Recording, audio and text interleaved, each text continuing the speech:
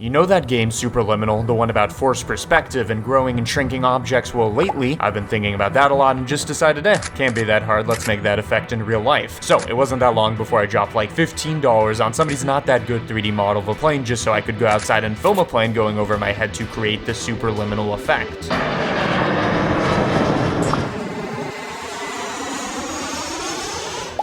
Those plane passengers probably never made it back to their families, which is a bit, or you know what, I'll say it, it's moderately sad, but we gotta move on so I can explain how this kind of thing is made.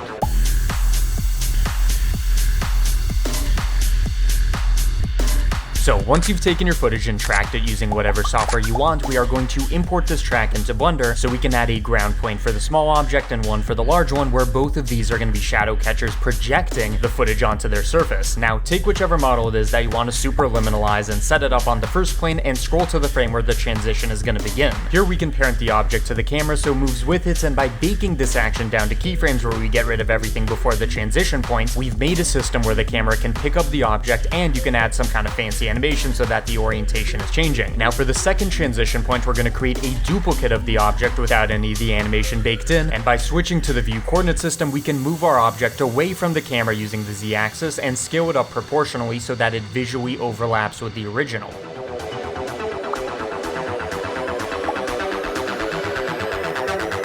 Apply scale to the large object and turn it into a rigid body, the ground into a rigid body passive so we can simulate the object falling, and animate the visibility so that we're switching from one to the other. For the glowing outline, I used Crypto Matte to isolate the object, subtracted the alpha away from the dilated version, and just applied a glare which was overlaid on top. That is how I brought Superliminal to real life, and yeah, I've been CG Matter, you've been you, bye-bye.